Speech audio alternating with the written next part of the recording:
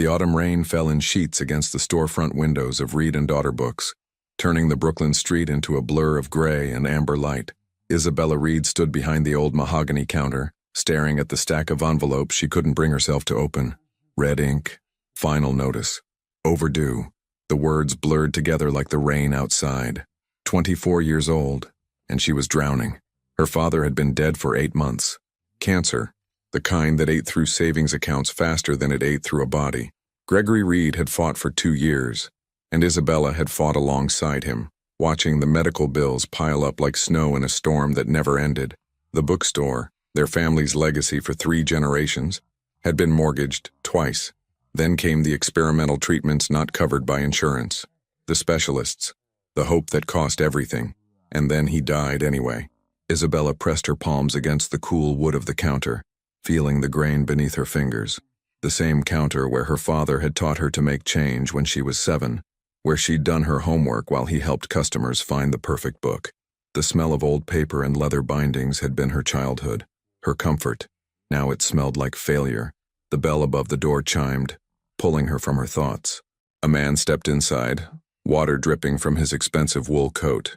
He was older, maybe 50, with silver hair and eyes that assessed everything in one sweep. His suit probably cost more than her rent. He didn't belong in this neighborhood, and he certainly didn't belong in her struggling bookstore. Miss Isabella Reed. His voice was smooth, professional, completely out of place among the dusty shelves. "We're actually closed," Isabella said, though she hadn't bothered to flip the sign. There hadn't been a customer in days. "I'm not here for books." He reached into his coat pocket, producing a business card and a cream-colored envelope. "My name is Richard Morrison. I'm an attorney representing a client who wishes to discuss a business proposition with you." Isabella took the card with trembling fingers. Morrison and Associates, a Manhattan address that probably came with a view of Central Park.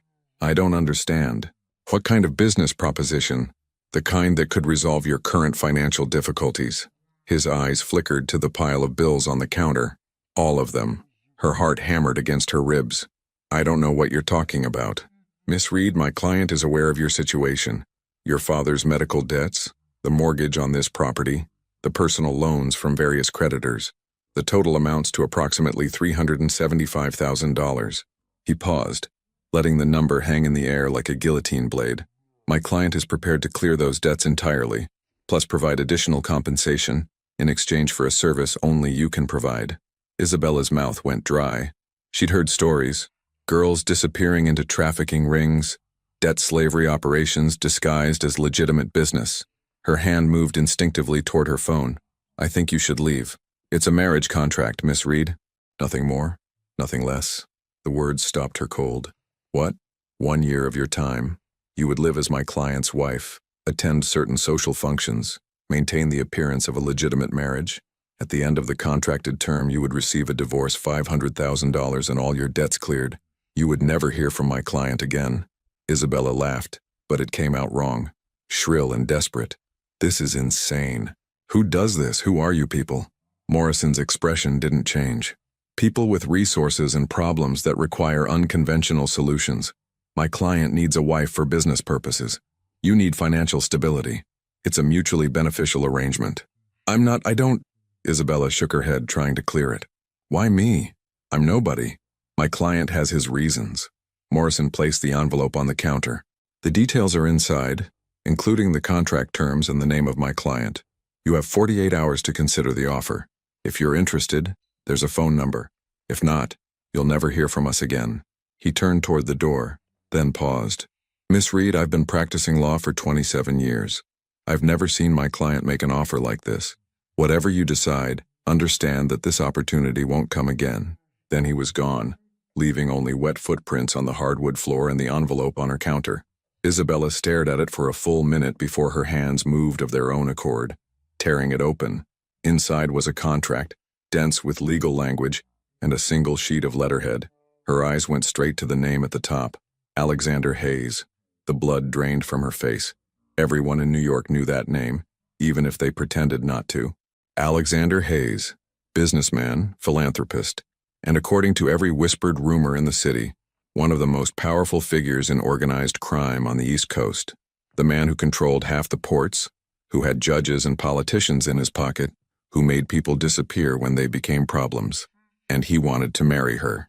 Isabella spent that night reading the contract by lamplight, her best friend Sophia sitting across from her at the small kitchen table in her apartment above the bookstore. "This is completely insane," Sophia said for the 15th time, her dark eyes wide with disbelief. "Isabella, this is a mafia boss, an actual real-life criminal. He's never been convicted of anything," Isabella murmured, scanning another clause. "Technically, he's just a businessman." "Oh, sure, and I'm technically the Queen of England." Sophia grabbed the contract. "Listen to yourself, you're actually considering this?" Isabella leaned back in her chair, exhaustion making her bones ache. "Soph, they're going to take the bookstore. Next month, maybe sooner. I've got collection agencies calling me 10 times a day. I can't sleep. I can't eat. I'm 24 years old and my life is already over. So your solution is to marry a monster? My solution is to survive." Isabella took the contract back, her voice dropping. "It's 1 year, 12 months. I've already lost Dad. I can't lose the bookstore too. It's all I have left of him." Sophia's expression softened. She reached across the table, gripping Isabella's hand. "What if he hurts you? What if you can't leave after the year is up? The contract is explicit. 1 year, then divorce. It's legally binding. Bella, men like Alexander Hayes don't follow rules. They make them." Isabella knew Sophia was right, but she also knew what would happen if she didn't take this deal. She'd lose everything, end up working 3 jobs just to stay in a studio apartment somewhere, watching from a distance as someone else bought her family's bookstore and turned it into a coffee shop or a yoga studio. Her father's legacy would disappear like he'd never existed at all. "I'm calling the number," Isabella said quietly. "Bella, I've already decided." The meeting was arranged for the following evening. A car would pick her up at 7. A black SUV with tinted windows and a driver who didn't speak. Isabella spent the day in a daze, helping the few customers who wandered in, organizing shelves that didn't need organizing. She told herself she was just going to hear him out. She could still say no, but she knew she wouldn't. At 7 o'clock exactly, the SUV pulled up outside. The driver opened the door without a word, and Isabella climbed inside, her heart hammering so hard she thought she might be sick. The vehicle smelled like leather and expensive cologne. As they pulled into Manhattan traffic, Isabella watched Brooklyn disappear behind her, wondering if she'd made the biggest mistake of her life. They drove north, crossing into the Upper East Side, where buildings reached toward the sky like glass and steel monuments to wealth. The SUV turned into an underground parking garage beneath a sleek residential tower, and the driver finally spoke. "Penthouse level. He's expecting you." The elevator ride felt eternal. Isabella caught her reflection in the polished doors. Pale skin, dark hair pulled back in a simple ponytail, wearing the only professional dress she owned. She looked exactly like what she was, a girl from Brooklyn who didn't belong in this world. The doors opened directly into the penthouse apartment. Isabella stepped out onto marble floors that probably cost more than her entire building. Floor-to-ceiling windows offered a panoramic view of Manhattan. The park spread out like a dark jewel, the city lights beginning to glow as dusk settled. The space was modern, minimalist, decorated in shades of gray and black with occasional touches of deep blue. Everything looked expensive and untouched, like a showroom rather than a home. "Miss Reed." She turned toward the voice and saw him for the first time. Alexander Hayes stood near the windows, silhouetted against the city lights. He was tall, over 6 feet, with broad shoulders that filled out his dark suit perfectly. As he moved closer, Isabella could make out his features. Sharp jawline, dark hair with touches of silver at the temples despite only being 34, and eyes that were an unusual shade of gray-blue.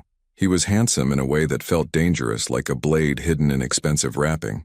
"Thank you for coming," he said, his voice deep and controlled. "Please, sit." He gestured toward a seating area, a charcoal sofa and chairs arranged around a glass coffee table. Isabella sat stiffly on the edge of a chair, her hands clasped in her lap. Alexander took the chair across from her, maintaining a calculated distance. Everything about him radiated control and power. "I assume you've read the contract," he began. "Yes. And you have questions." "About 1,000 of them." Isabella forced herself to meet his eyes. If she was going to do this, she wouldn't cower. "Why me? You could marry anyone. Why track down some random bookstore owner in Brooklyn?" Something flickered across Alexander's face. Amusement, maybe, or respect. "You're not random. I've had you vetted thoroughly. You're intelligent, educated, loyal to your family. You have no criminal record, no drug problems, no scandals. You're exactly what I need. Which is what exactly? A prop? A wife. A legitimate one, in the eyes of the law and society. He leaned back in his chair, fingers steepled. I have business interests that require a certain respectability. A stable marriage helps create that image. So, this is about appearances. Everything is about appearances, Miss Reed. Surely you understand that. Isabella swallowed hard. The contract says I have to live here. With you. Yes, we must appear to be a genuine couple. That means cohabitation, public appearances together, maintaining the illusion of a relationship. He paused. But I want to be clear. This is strictly a business arrangement. You will have your own bedroom, your own space.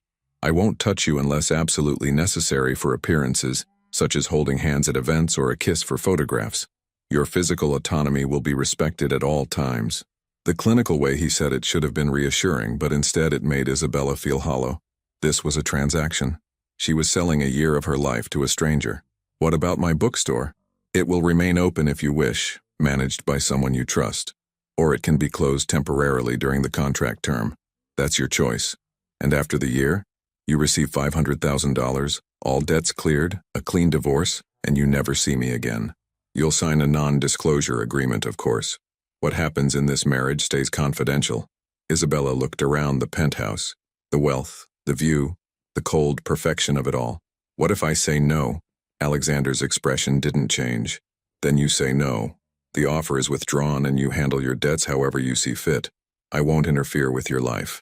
But you'll find someone else. Eventually, she believed him. Men like Alexander Hayes always got what they wanted one way or another. Isabella thought of her father, of the bookstore, of the life she'd already lost, and the small piece she might be able to save. 1 year, 12 months of pretending, and then freedom. Freedom and enough money to rebuild. If I agree, she said slowly, I want it in writing that the bookstore remains mine. No matter what. You can't take it, use it as leverage, or claim any ownership. Done. And I want to be able to see my friends. I'm not going to be a prisoner. Within reason and with security. My world has enemies, Miss Reed. If you become my wife, even temporarily, you become a potential target. You'll need protection. The weight of that settled over her. She hadn't thought about the danger, not really. She'd been too focused on the money, the solution to her problems. But Alexander was right. His world was violent. She'd be stepping into something dark and complicated. I need time to think, she whispered. You have until tomorrow night, same time. Alexander stood and Isabella rose with him. I'll have my driver take you home. She turned toward the elevator, then stopped. Can I ask you something? Of course. Do you love anyone? Is there someone else? Alexander's expression hardened, a flash of something painful crossing his features before disappearing behind his controlled mask. No, Miss Reed, there's no one. That's precisely why this arrangement works. Isabella nodded and stepped into the elevator. As the doors closed, she caught one last glimpse of Alexander Hayes standing alone in his perfect penthouse, looking out at the city he controlled. He looked powerful, untouchable. He looked lonely. The next evening, Isabella called the number. Her hands shook as she held the phone, Sophia sitting beside her with tears streaming down her face. I'll do it, Isabella said when Morrison answered. I'll sign the contract.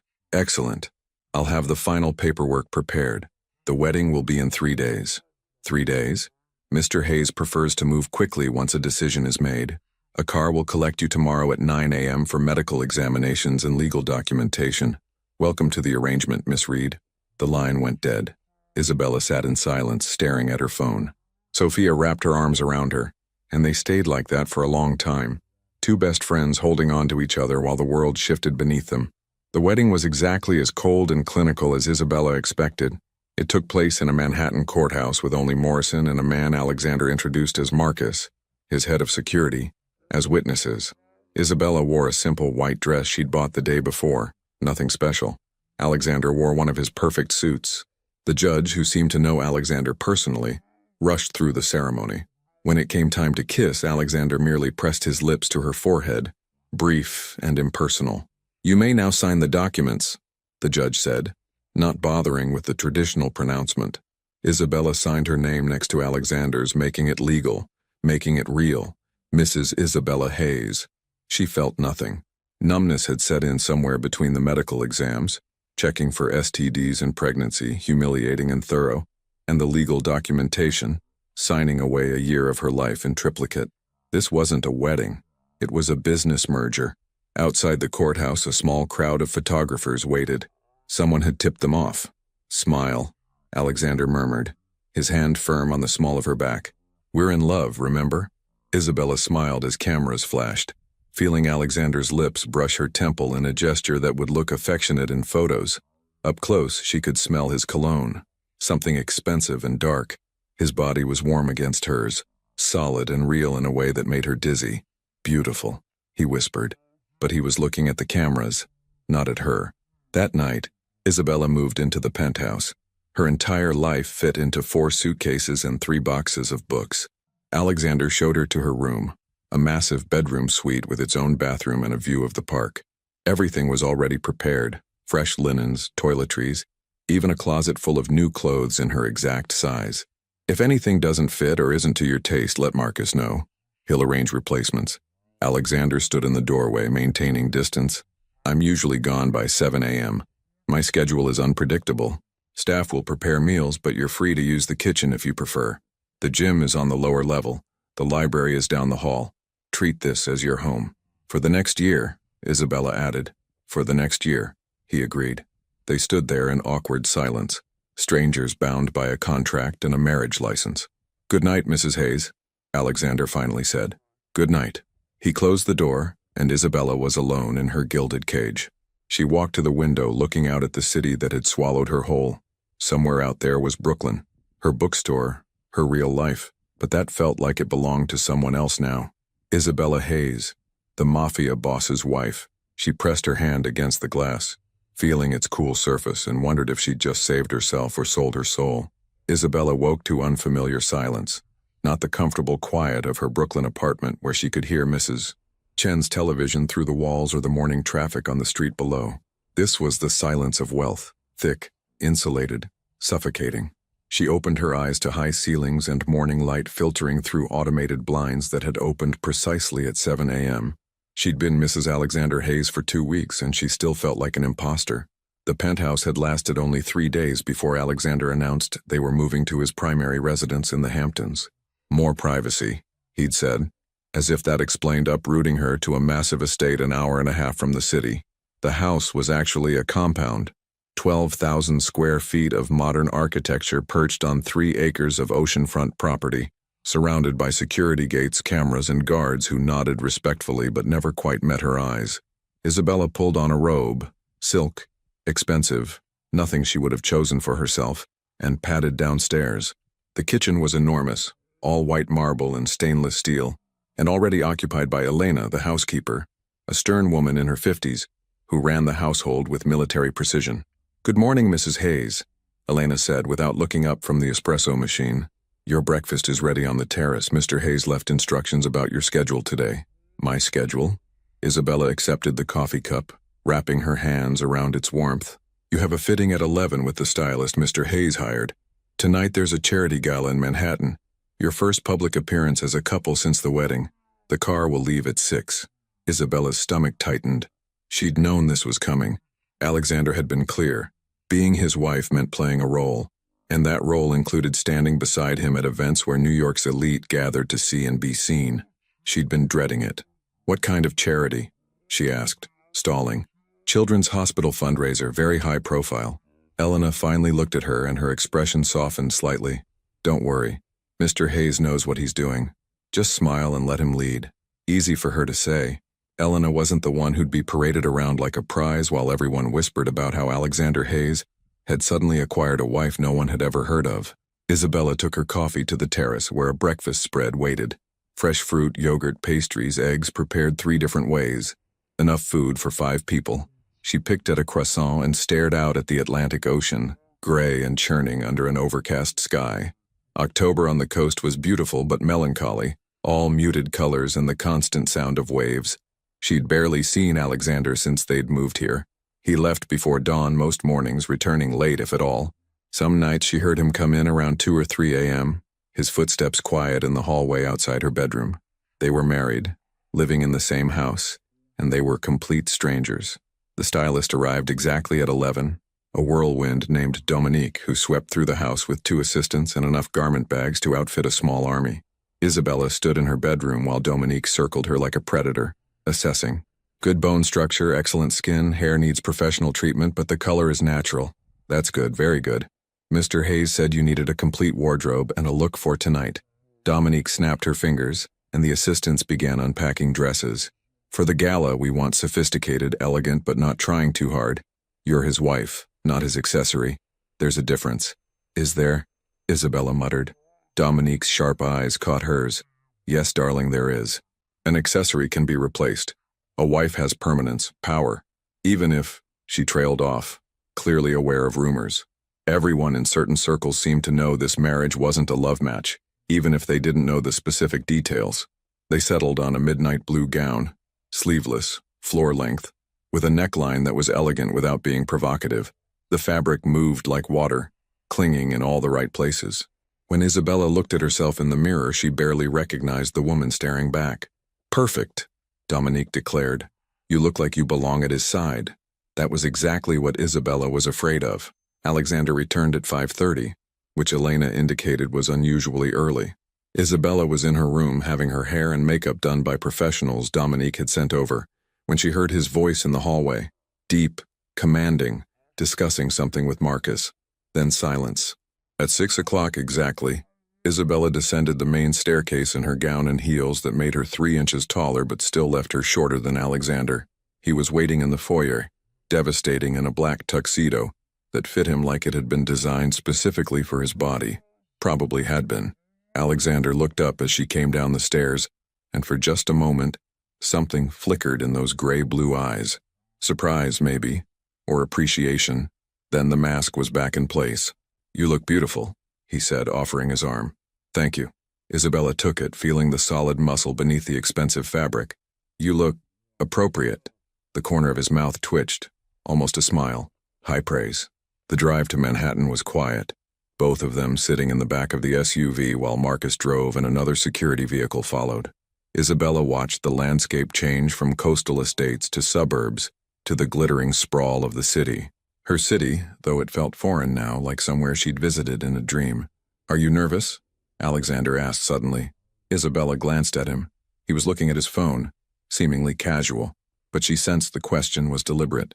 Should I be? These events can be predatory. People will ask questions. They'll try to determine if our marriage is real or strategic. What should I tell them? The truth. He looked at her then, his eyes intense. That we met, we connected, and we married quickly because when you know, you know. His lips curved into something that wasn't quite a smile. People love a romance. Give them one. You want me to lie.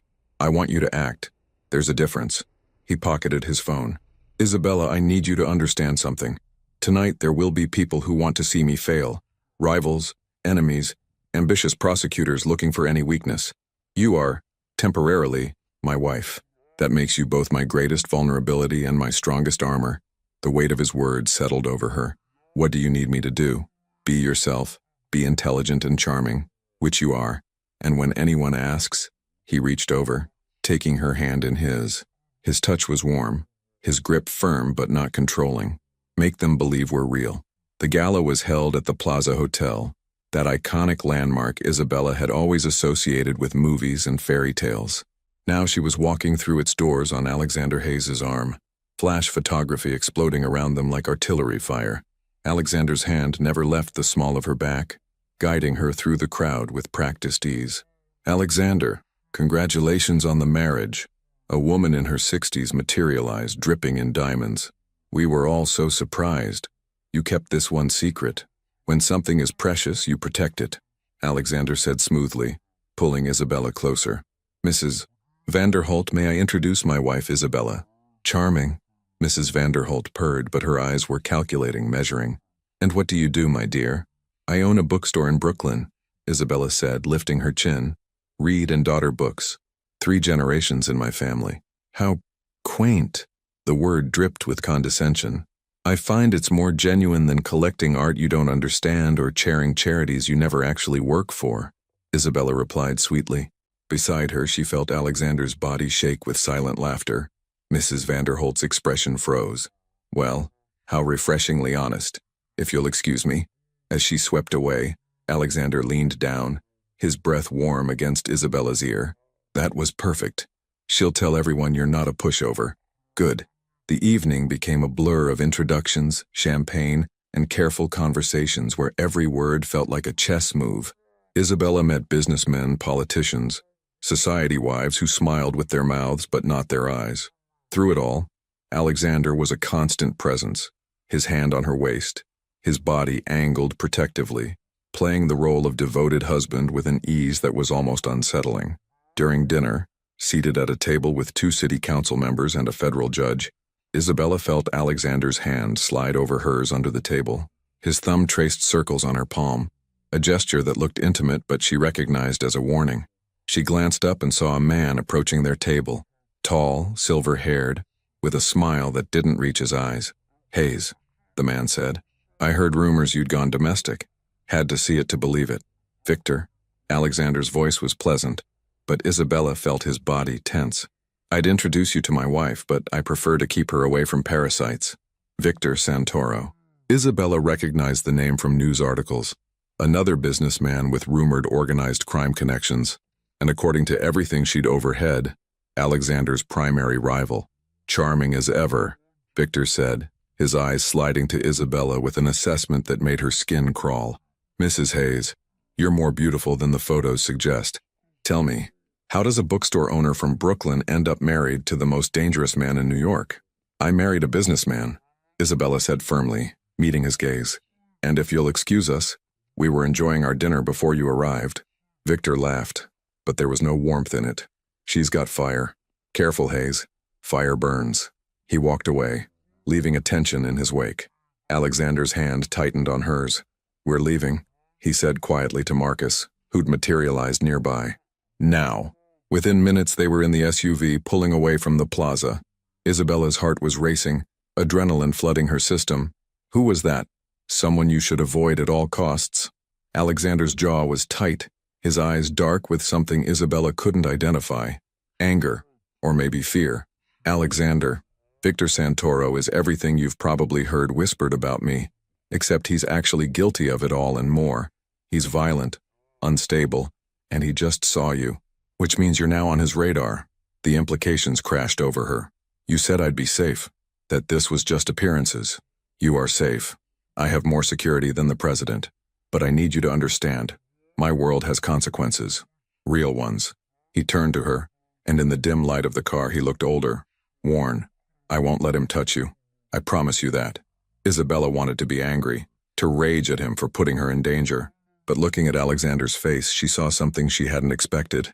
Genuine concern. Not for his business arrangement, but for her. "Why did you really marry me?" she asked quietly. "The truth, not the business reasons." Alexander was silent for a long moment, staring out at the city lights. "Because I needed someone who wouldn't be corrupted by this life. Someone real." He looked at her. "And because I'm tired of being alone." The confession hung between them, raw and unexpected. Isabella didn't know what to say. This glimpse of vulnerability from a man who seemed carved from stone left her off balance. They arrived back at the Hamptons estate near midnight. Alexander walked her to her bedroom door, a gesture that felt oddly formal after the intimacy of his confession. "Thank you," he said, "for tonight. You were perfect." "I was myself," Isabella corrected. "Isn't that what you asked for?" "Yes." Something in his expression shifted, softened. "Yes, it was." He lifted his hand as if to touch her face, then seemed to think better of it. Instead, he stepped back. "Good night, Isabella. Good night." She closed her door and leaned against it, her heart pounding. Whatever she'd expected from this arrangement, it wasn't this. These moments of connection, the way her body responded to his proximity, the way his rare smiles made something flutter in her chest. This was supposed to be business. Clinical. Temporary. So why did it feel like something was beginning? The next morning, Isabella woke to find a note slipped under her door. Alexander's handwriting, strong and precise. "I had to handle business in the city. Will be gone several days. Marcus will be nearby if you need anything. Make yourself at home. The library is well stocked. Several days." Isabella told herself she wasn't disappointed. This was the arrangement. Separate lives under the same roof. She spent the day exploring the parts of the house she hadn't seen yet. The library was her favorite discovery. 2 stories of floor-to-ceiling shelves, leather chairs, a fireplace, and a collection that would make any book lover weep. First editions, rare volumes, everything from classic literature to modern fiction to extensive sections on history, philosophy, and art. She pulled down a worn copy of Jane Eyre and settled into a chair by the window. The ocean was visible through the glass, waves crashing against the rocks below. She was lost in the story when her phone buzzed with a text from Sophia. Saw photos from the gala. You looked amazing but also terrified. Call me. Isabella smiled and dialed. Sophia picked up immediately. Are you okay? You looked like you were at a funeral, not a party. I'm fine. It was just intense.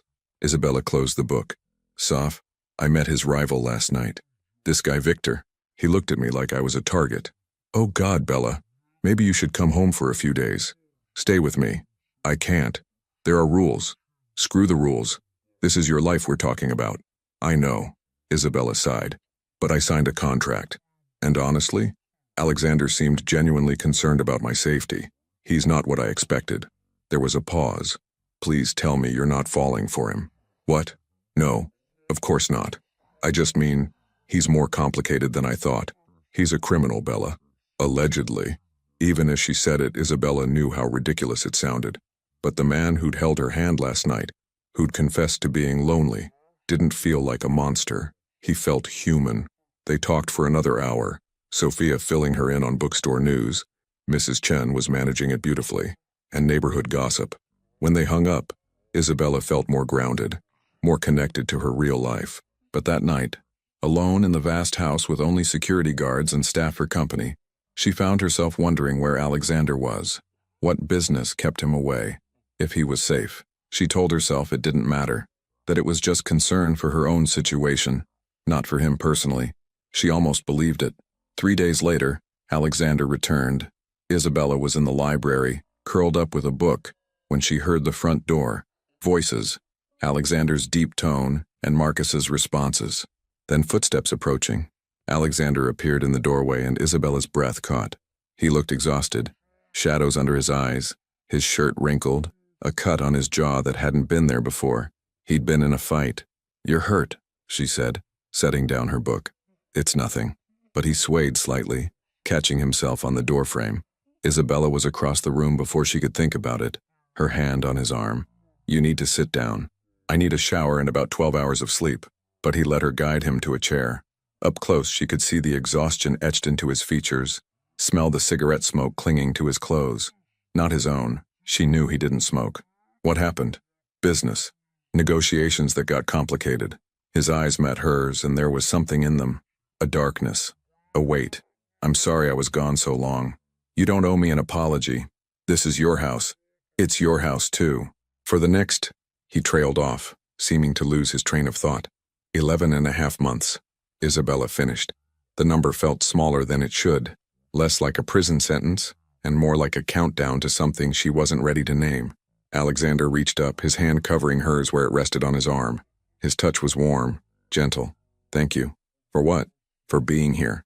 It was such a simple statement, but the vulnerability in it made Isabella's chest tighten. This powerful, dangerous man looked at her like she was something precious, something that mattered. I should let you rest, she said. But she didn't move. Neither did he.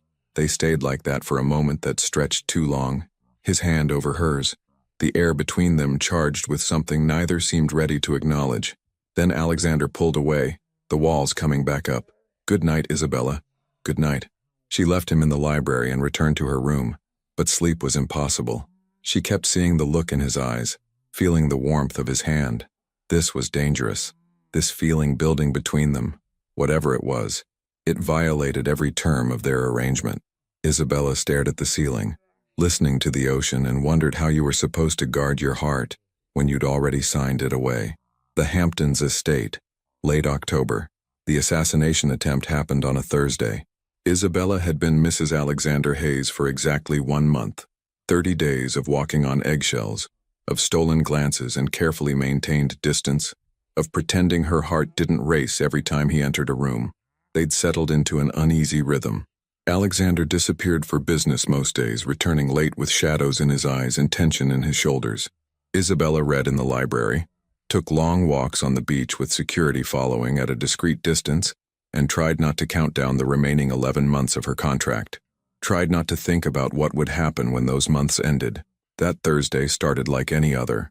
Isabella woke to gray skies promising rain, ate breakfast alone on the terrace while reading the Times, and was planning to spend the afternoon organizing the library's fiction section, a project she'd undertaken to feel useful. Alexander had left before dawn for meetings in the city, and wasn't expected back until evening. At 2:15 p.m. everything changed. Isabella was shelving books, humming softly to herself, when she heard the gunshots. Sharp cracks that echoed through the house. 3 in rapid succession, then shouting. Her blood turned to ice. The book in her hands, Fitzgerald's The Great Gatsby, appropriately, tumbled to the floor as Marcus burst through the library doors. "Mrs. Hayes, we need to move now." His gun was drawn, his face grim. "What's happening?" "Now." He grabbed her arm, pulling her toward a panel in the wall she'd never noticed before. It swung open, revealing a narrow staircase leading down into darkness. "Safe room. Mr. Hayes's orders are to get you secured first." More gunshots, closer. Isabella's legs felt like water, but she forced herself down the stairs. Marcus right behind her, his body between her and whatever threat was coming. The safe room was small, windowless, lined with concrete and steel. A panic room. There was a bank of monitors showing security camera feeds, a phone, supplies. Marcus pushed her inside. "Lock this behind me. Don't open it for anyone except Mr. Hayes or me. You understand?" "Marcus, what about Alexander?" "He's on his way. He'll kill me if anything happens to you." Marcus's expression softened for just a moment. "You'll be safe here. I promise." The door closed with a heavy thunk. Isabella's hands shook as she engaged the locks. Then she turned to the monitors. Her breath caught in her throat. The security feeds showed chaos. Armed men in dark clothing had breached the perimeter, at least 6 of them, moving with military precision through the grounds. The estate's security team was engaged in a firefight near the main entrance. As Isabella watched in horror, one of Alexander's men went down, blood blooming across his chest. This was real. People were dying. On another monitor, she saw Marcus taking cover behind a marble pillar in the main hall, returning fire. 2 of the attackers were advancing on the library, on the safe room, on her. Isabella's phone buzzed violently in her pocket, making her jump. Alexander's name on the screen. "Isabella." His voice was tight, controlled, but she could hear the fear underneath. "Are you in the safe room?" "Yes." "Alexander, what's happening? Who are these people?" "Victor Santoro. He's making a move." In the background, she heard car engines, shouting. "I'm 15 minutes away. Maybe less if I break every traffic law between here and there." "Are you hurt?" "No, I'm fine, but Marcus, your men." "I know. Stay in that room. Don't open the door for anyone. Do you understand me? Anyone." The intensity in his voice made her heart hammer. "I understand." "Good. I'm coming for you. I swear to God, Isabella, I'm coming." The line went dead. 15 minutes felt like 15 hours. Isabella watched the monitors, her stomach churning as the firefight continued. Marcus took down one attacker, then another, but more kept coming. Where was their backup?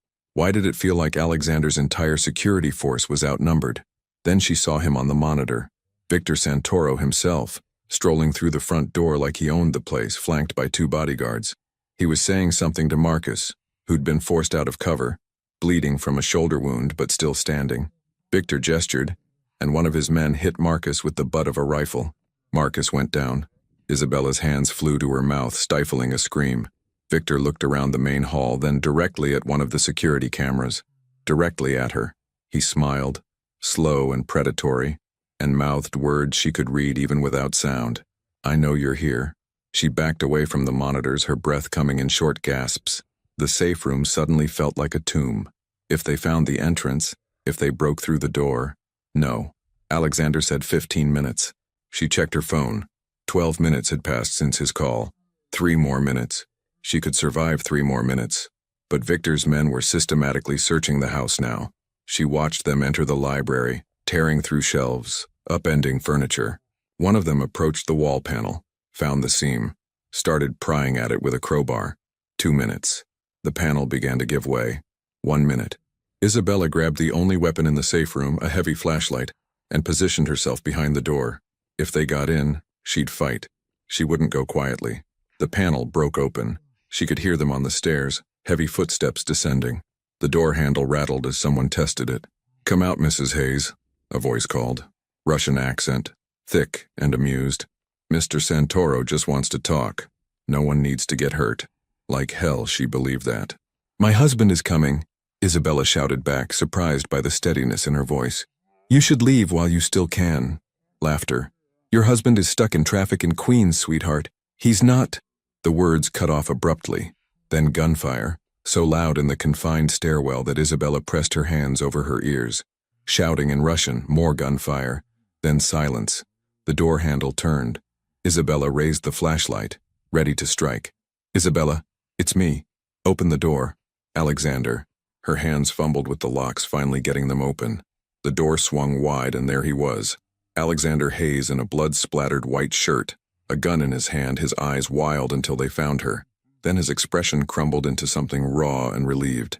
"You're okay," he breathed. "Thank God you're okay." Behind him on the stairs lay two bodies. Victor's men, dead or unconscious. Isabella couldn't tell and didn't want to know. Alexander holstered his gun and reached for her, pulling her out of the safe room and into his arms. Isabella went willingly, her face pressed against his chest, feeling his heart pound against her cheek. "I've got you," he murmured into her hair. "I've got you. You're safe." She was shaking, she realized, her whole body trembling with delayed shock and adrenaline. Alexander's arms tightened around her, one hand cradling the back of her head. "Marcus?" she whispered. "Alive. Injured but stable. My team secured the house." His voice was rough, strained. "Victor got away, but we'll handle that later. Right now." He pulled back just enough to look at her face, his hands framing her cheeks. "Are you hurt? Did anyone touch you?" "No, I'm fine. I did what you said. I stayed in the room." "Good girl." The words were automatic, almost absent, as his eyes scanned her face, her body, looking for injuries. Then he seemed to register what he'd said, and something flickered in his expression. Awareness. Heat. His thumb traced along her jawline. "Isabella?" The way he said her name made something inside her chest crack open. She looked up at him, really looked, and saw the fear he'd carried, the terror of losing her. Not his contract wife, not his business arrangement. Her. "Alexander," she whispered. He kissed her. Not the chaste press of lips from their courthouse wedding or the performative kisses for cameras. This was real, desperate and hungry and raw. His hand slid into her hair, angling her head, and Isabella's mind went blank except for the sensation of his mouth on hers, the way he tasted like coffee in desperation, the way her body seemed to melt into his. When they broke apart, both breathing hard, Alexander rested his forehead against hers. "I'm sorry," he said roughly. "That wasn't... I shouldn't have... Don't." Isabella's hands fisted in his bloody shirt. "Don't apologize." They stood there in the dim stairwell, surrounded by violence and chaos, and something fundamental shifted between them.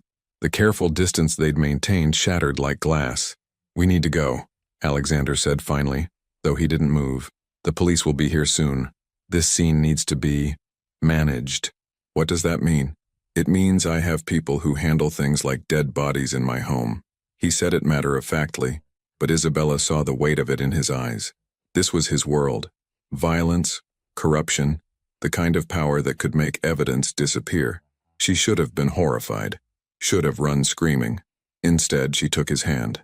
Alexander looked down at their joined hands, then back at her face. "You're not afraid of me. Should I be? Most people are." "I'm not most people." Isabella squeezed his fingers. "And you just saved my life. I put your life in danger in the first place." Self-recrimination darkened his expression. "This is my fault. Victor went after you because you're mine." "Stop." Isabella stepped closer, close enough to feel his breath on her face. "I signed that contract knowing there would be risks. I'm not a child, Alexander. I made my choice. Your choice was supposed to keep you safe. I promised. You promised to protect me, and you did." She reached up, her hand resting over his heart. "You came for me." Something in Alexander's expression cracked.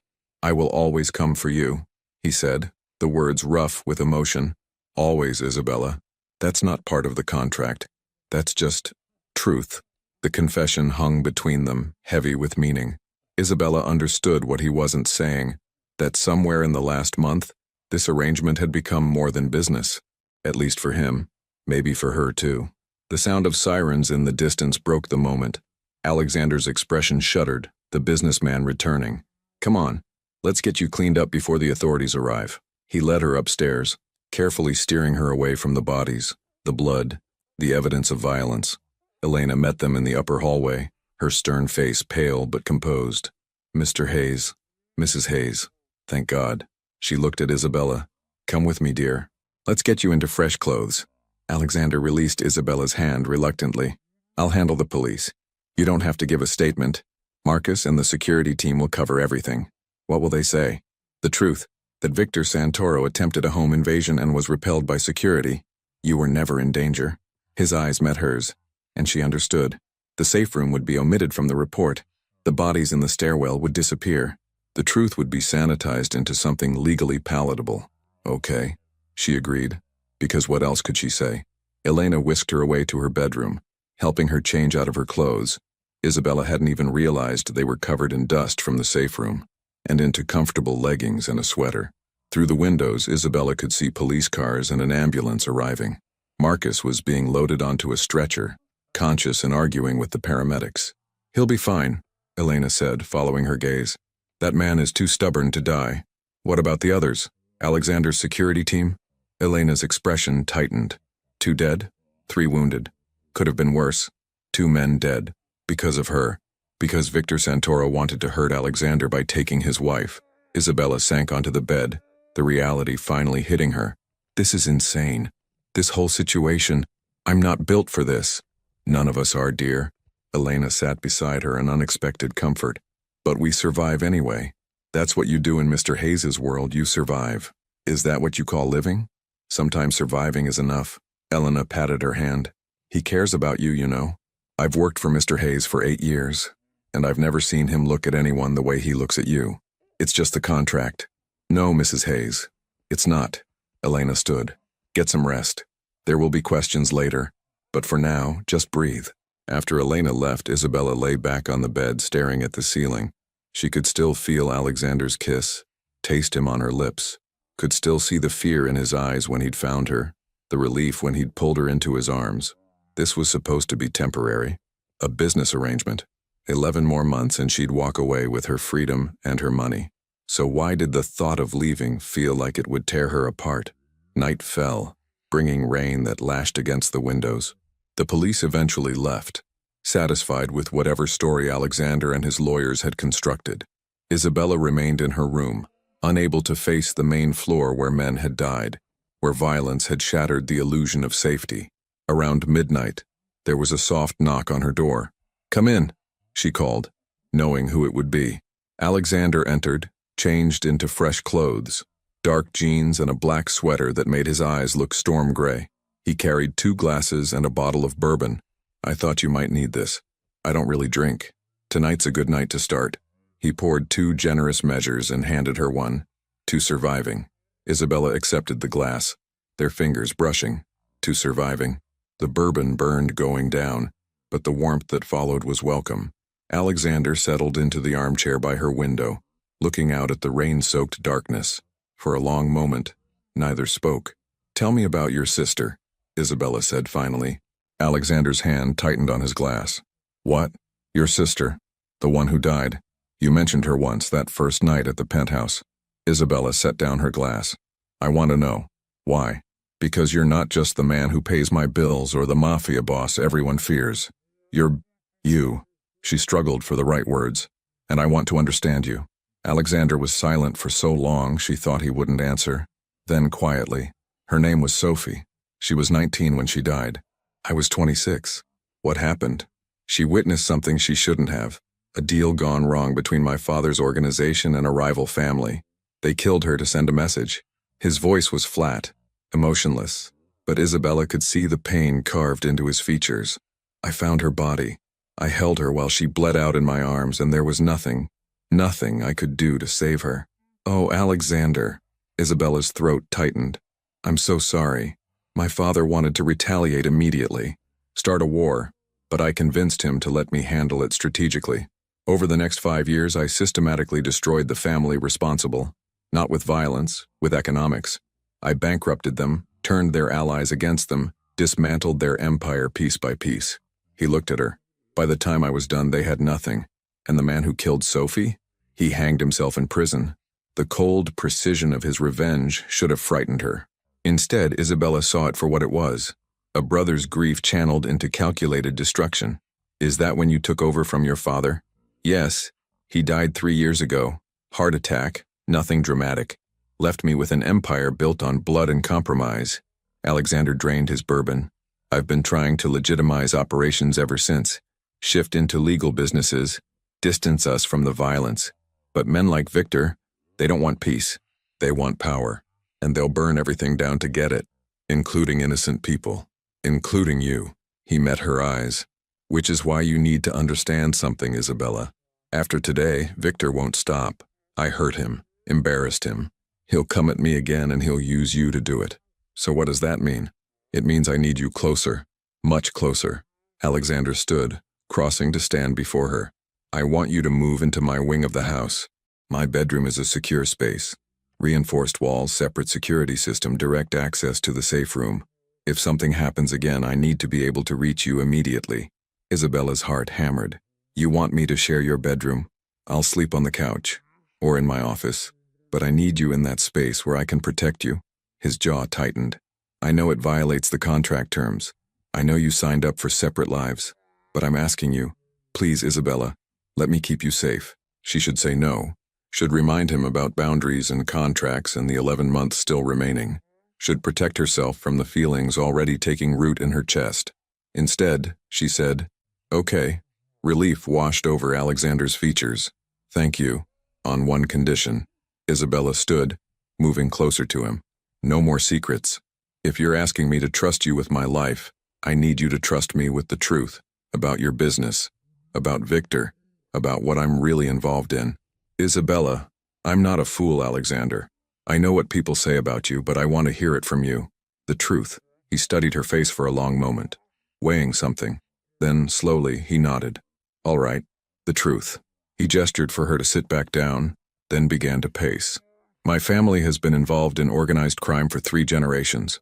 Racketeering, money laundering, loan sharking, the traditional operations. When I took over, I started shifting us into legitimate businesses. Real estate, import-export, private security. I've divested from narcotics, human trafficking, most of the violence. Most? I'm not a saint, Isabella.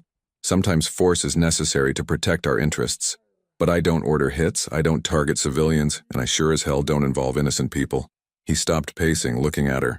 The marriage, the real reason I needed a wife, is that I'm trying to build relationships with legitimate business leaders, politicians who can help me complete the transition.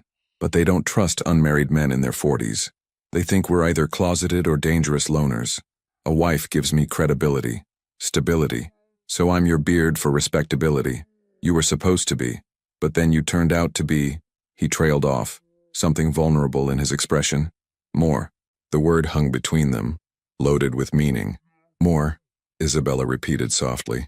What does that mean, Alexander? He crossed to her in 2 strides, dropping to his knees in front of where she sat on the bed. The position put them at eye level, his hands coming to rest on either side of her hips. It means that kiss wasn't about adrenaline or relief. It means I think about you constantly, what you're doing, if you're happy, if you hate being here. It means that when I saw those men breaking into the safe room when I thought I might lose you, his voice roughened. Isabella, I know this violates every term of our agreement. I know you signed up for a business arrangement, not this. But I need you to know, you matter to me. Not as a contract, not as a strategic asset, as you. Isabella's breath caught. She reached out, her hand cupping his jaw, feeling the stubble rough against her palm. Alexander, you don't have to say anything, he said quickly. I'm not asking for anything in return. I just needed you to know. But Isabella was done with distance, done with pretending. She leaned forward, pressing her forehead to his. What if I feel it too? His hands came up to frame her face, thumbs stroking her cheekbones. Do you? I don't know what I feel. It's too fast, too complicated. But when I thought those men might get through the door, all I could think was that I'd never gotten to tell you." She swallowed hard. "That you're not what I expected. That this month has been strange and scary and sometimes wonderful. That I look forward to the moments when you come home." Alexander's eyes darkened with emotion. "Isabella, I'm scared," she admitted. "Of this. Of you. Of what I'm feeling. This isn't what I signed up for." "I know." His thumb traced her bottom lip, the touch electric. "We can stop. Go back to the arrangement, maintain distance." "I don't want to stop." The words came out in a rush, truth she'd been denying for weeks. "I just don't know what this means. For the contract, for after." "Let's not think about after." Alexander's voice was rough, urgent. "For once, let's just be in this moment. No contract, no endgame. Just us." It was reckless, stupid, everything she'd promised herself she wouldn't do. But when Alexander looked at her like she was something precious, when his hands were gentle despite the violence he was capable of, Isabella found she didn't care about smart or safe. She kissed him. This kiss was different from the desperate collision in the stairwell. It was slow, exploratory, a conversation without words. Alexander groaned against her mouth, his hands sliding into her hair, and Isabella's entire body caught fire. She pulled him closer, needing more contact, more of him.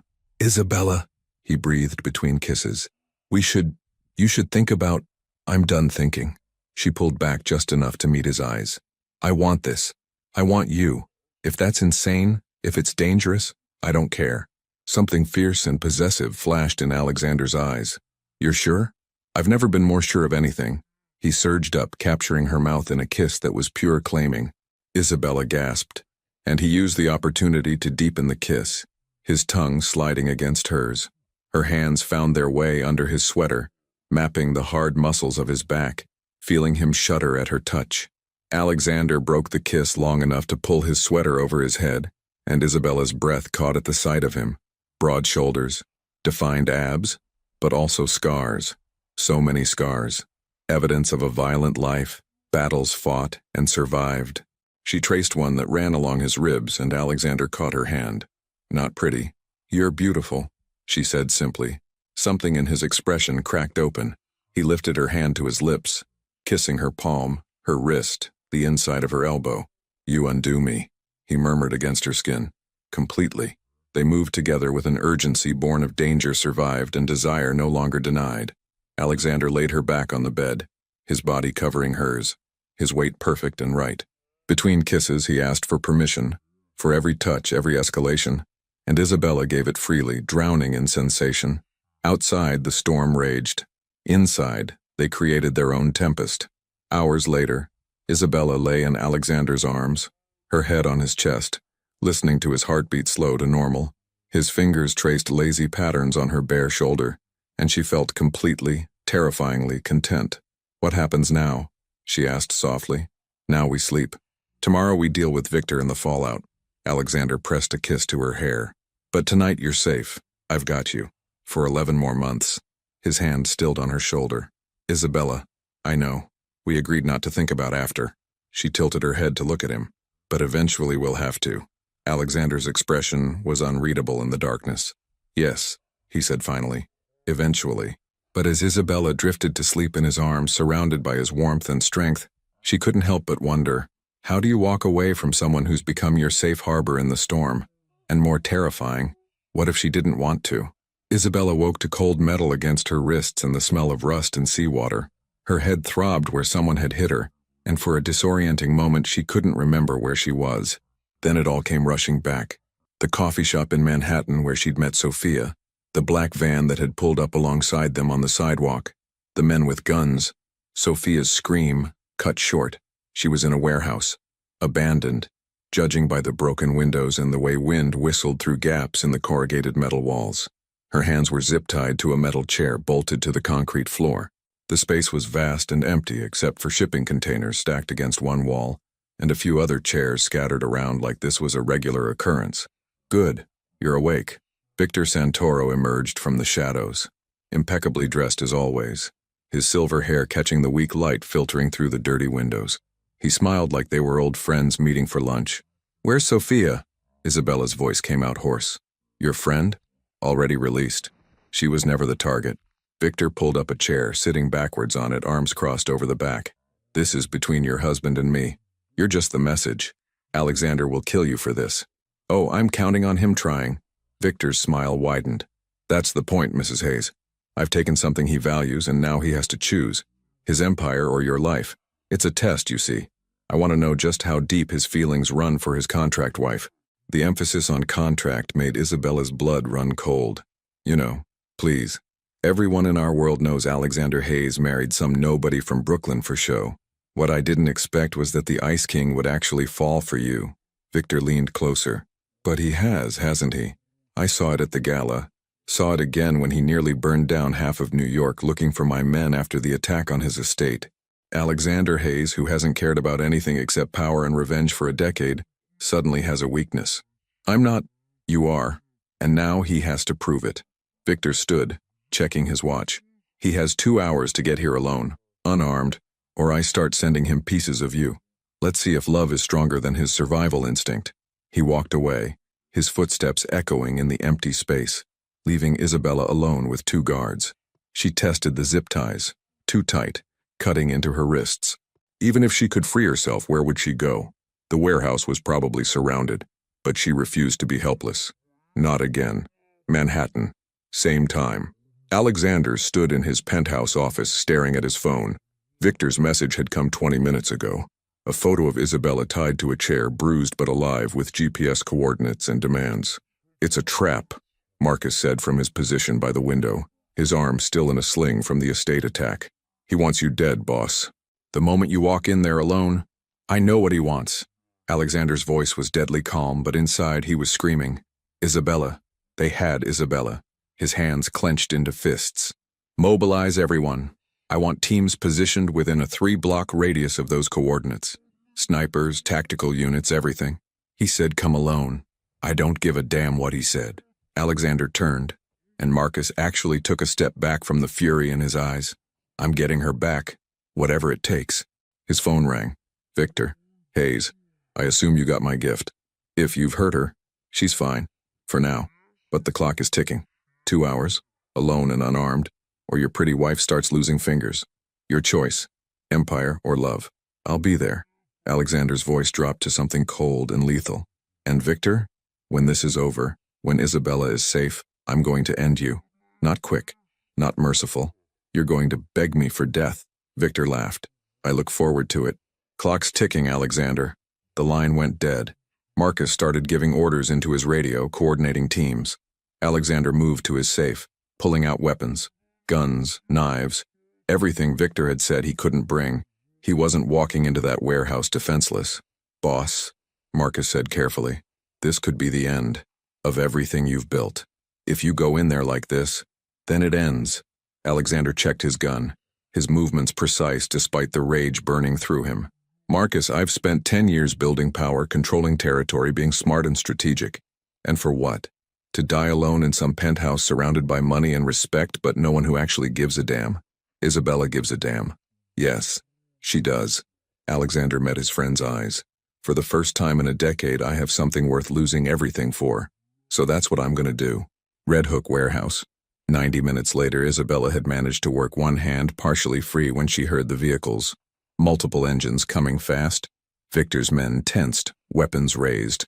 Then gunfire erupted outside. Get her, Victor shouted. But Alexander's forces were already breaching. The warehouse doors exploded inward and tactical teams poured through in a coordinated assault. Isabella threw herself sideways, chair and all, as bullets flew over her head.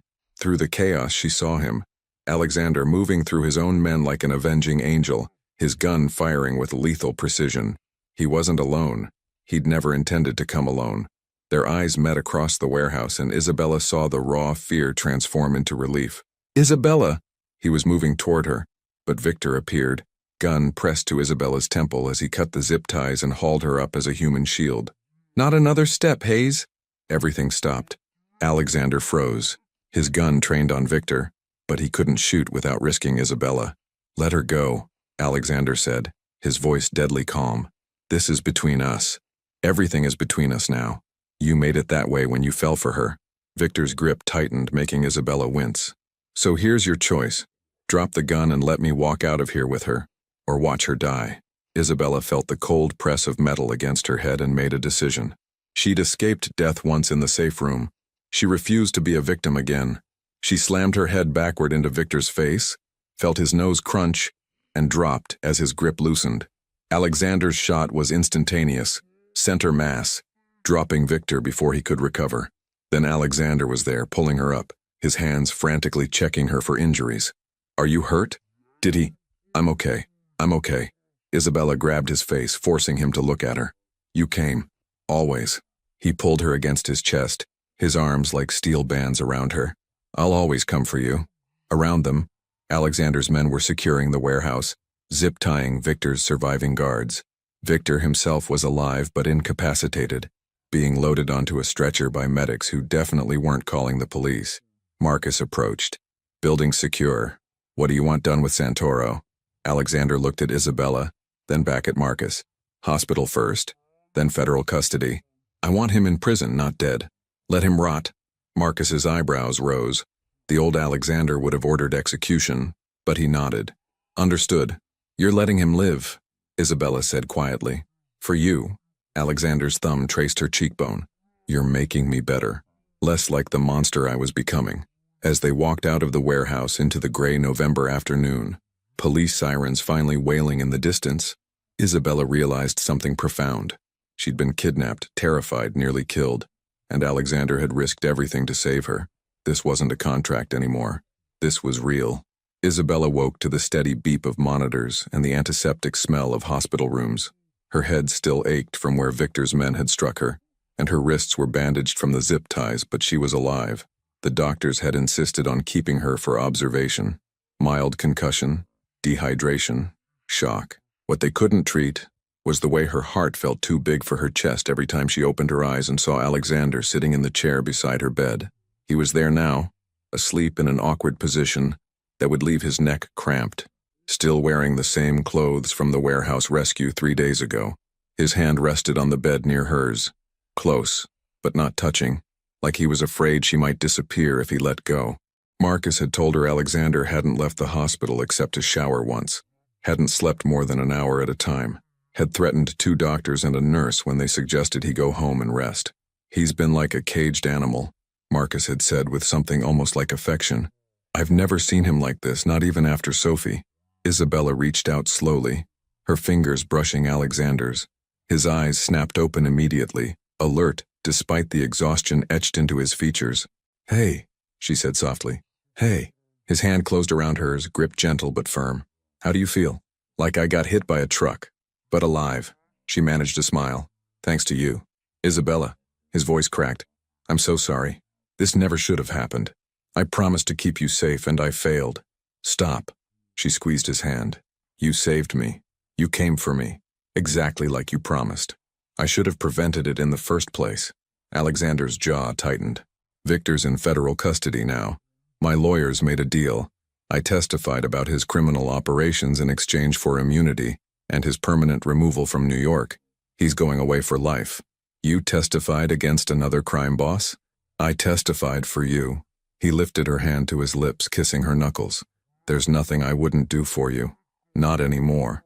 The raw honesty in his words made Isabella's throat tight. "Alexander, we need to talk about what this means. For us. For the contract." He stilled, something guarded entering his expression. "The contract. It's been almost 2 months. We have 10 months remaining." She took a breath. "But nothing about this arrangement is what we agreed to anymore. We're sleeping in the same bed. She felt heat rise in her cheeks. "We've been intimate. I was kidnapped because of our connection. This stopped being fake a long time ago." Alexander was quiet for a long moment, his thumb tracing circles on her palm. "What are you saying?" "I'm saying I need to know what you want. Really want.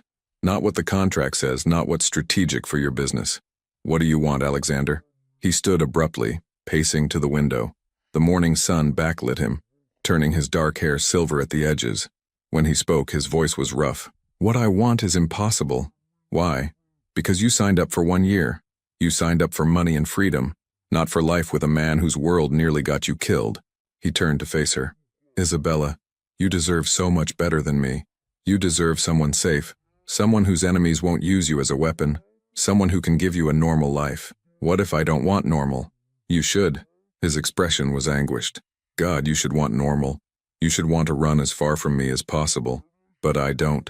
Isabella pushed herself up in the bed, ignoring the way her head spun. Alexander, I'm not some naive girl who doesn't understand what she's gotten into. I've seen your world, the violence, the danger, the impossible choices. And yes, it's terrifying. But you know what's more terrifying? The thought of walking away from you in 10 months because that's what a piece of paper says we're supposed to do. His eyes were stormy, conflicted. You're not thinking clearly. You've been through trauma. I'm thinking more clearly than I have in months. She met his gaze steadily. I'm in love with you, Alexander Hayes. Not with your money or your power or the protection you offer. With you, the man who reads philosophy at 3 a.m., who donated anonymously to save 3 public libraries in Brooklyn, who cried when he told me about his sister, the man who would burn down the world to keep me safe. Alexander's breath caught. Isabella, I know it's insane. I know it's too fast, too complicated, but it's true. Her voice softened. So, I need to know, what do you want? He was across the room in 3 strides, his hands framing her face, his forehead pressed to hers. I want you, he said, the words torn from somewhere deep. I want you forever, not just for the remaining months of a contract. I want to wake up next to you every morning and fall asleep holding you every night. I want to protect you, cherish you, build a life with you that's real and honest and ours. Then let's do it. Isabella's hands covered his. Let's tear up the contract. Your freedom. I'm choosing you, that is my freedom. She pulled back enough to look into his eyes. Alexander, I don't want the money. I don't want the divorce clause or the clean exit. I want a real marriage. With you, if you want that too. For a moment he just stared at her and Isabella saw a decade of loneliness and grief and careful control crack open. Then he kissed her, soft and reverent, like she was something sacred. I want that, he whispered against her lips, more than I've ever wanted anything. Then it's decided. Isabella smiled through the tears sliding down her cheeks. We're staying married. Alexander laughed, the sound rusty but genuine, and kissed her again. 6 months later, Reed and Hayes Books, Brooklyn. The spring sun warmed the sidewalk outside what had been Reed and Daughter Books. The sign now read, Reed and Hayes Books, and through the large front windows customers browsed shelves that had been restored and expanded. Isabella had reopened the store 3 months ago, using money from Alexander's legitimate businesses. He'd insisted on investing, making them true partners. Isabella stood behind the mahogany counter, one hand resting on the gentle swell of her belly. 4 months pregnant, and she still couldn't quite believe it. Neither could Alexander, who checked on her approximately every 2 hours, despite the security team stationed discreetly around the block. The bell chimed, and Sophia burst through the door with her characteristic energy. Please tell me you have the new thriller everyone's talking about. My book club is tomorrow and I'm desperate. Back corner, mystery section. Isabella grinned. And Sophia, thanks for managing this place during everything. Sophia's expression softened. Are you kidding? Best job I ever had. Even if your overprotective husband did install a security system that could probably protect Fort Knox. She paused. You're happy, right? Really happy? Deliriously. Isabella touched her stomach. Terrifyingly happy. Good, because if he ever hurts you, I know people who know people. Sophia winked and headed for the mystery section. The bell chimed again. Alexander stepped inside, looking incongruous in his tailored suit among the worn paperbacks and cozy reading chairs. But his eyes softened when they found Isabella, the way they always did now. Mrs. Hayes, he said formally, though the smile playing at his lips ruined the effect. Mr. Hayes, she matched his tone. What brings you to my humble bookstore? Checking on my favorite investment. He crossed to the counter, leaning over to kiss her softly. His hand covered hers on her belly. How are my girls? We're perfect. Isabella had cried for an hour when they'd learned they were having a daughter. Alexander had cried too and admitted he wanted to name her Sophie. Though your daughter has strong opinions about what I eat. She rejected my lunch. Then we'll get you something else. He was already pulling out his phone to call his assistant. Alexander, I'm pregnant, not helpless. Humor me. His eyes were serious despite the light tone. After almost losing you, you didn't lose me, I'm right here. She caught his hand, squeezing. And I'm not going anywhere. The bell chimed continuously as the afternoon crowd came in. Students from the local high school, retirees, young parents with strollers. Alexander stayed, helping customers with a patience that would have shocked anyone from his former world. He was different now, still powerful, still commanding, but softer. The legitimate businesses were thriving, the criminal elements systematically dismantled.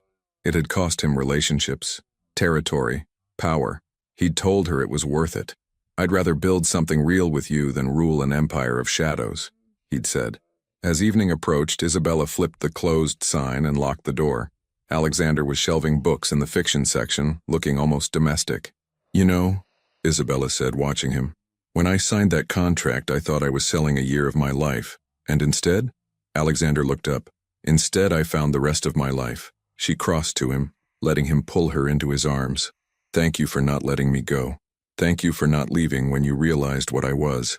He kissed her temple, then her lips, soft and lingering. "I love you, Isabella Hayes. No contract, no conditions. Just love. I love you too." They stood there in the bookstore surrounded by stories of other people's lives, holding each other close. Outside, Brooklyn hummed with evening traffic. Somewhere in Manhattan, Alexander's empire of legitimate businesses continued to grow. In 10 months, they'd welcome their daughter. But in this moment, in this place, they were just Alexander and Isabella, two people who'd found each other through a desperate contract and chose to stay because of love. The Hamptons estate. That night, they drove home as the sun set over the Atlantic, painting the sky in shades of gold and pink. The estate was peaceful now, the security still present but less oppressive. Alexander had hired more staff, filled the empty rooms with life. After dinner, they walked on the beach, Isabella's hand in Alexander's, their daughter kicking softly beneath her mother's hand. "Do you ever regret it?" Isabella asked. "Everything you gave up to be with me?" Alexander stopped, turning her to face him. The ocean crashed behind them, and the wind whipped her dark hair around her face. "Not for a single second," he said firmly. "Isabella, that life was killing me slowly. I was becoming the monster everyone believed I was. You saved me. We saved each other." "Yes." He smiled, that rare, genuine smile that made him look years younger. "We did." He pulled a folded paper from his pocket, the contract they'd signed in Morrison's office a year ago. "I've been carrying this around waiting for the right moment." Isabella recognized it immediately. The agreement that was supposed to govern their marriage for 12 months that promised her freedom and $500,000. "Burn it," she said. Alexander produced a lighter, and together they watched the contract catch fire, the paper curling and blackening until nothing remained but ash that scattered in the ocean wind. "Mrs. Hayes," Alexander said, pulling her close, "would you do me the honor of marrying me? Again? Without contracts or conditions? Just a man asking a woman he loves to spend forever with him?" Isabella's eyes filled with tears. "Are you proposing to your own wife?" "I'm proposing to the woman I love. The wife part is just a technicality." She laughed through her tears. "Yes. 1,000 times yes." They kissed as the sun disappeared below the horizon. Two people who'd started as strangers bound by paper and ended as lovers bound by choice. 3 months later they married again, a small ceremony in the bookstore with Sophia as maid of honor, Marcus as best man, and Elena crying openly in the front row. No contracts, no conditions, just vows spoken from the heart. And when Sophie Elena Hayes was born on a snowy December night, Alexander held his daughter with tears streaming down his face, and Isabella knew with absolute certainty that some contracts were meant to be broken, because the best love stories aren't the ones we plan, they're the ones that choose us. The end.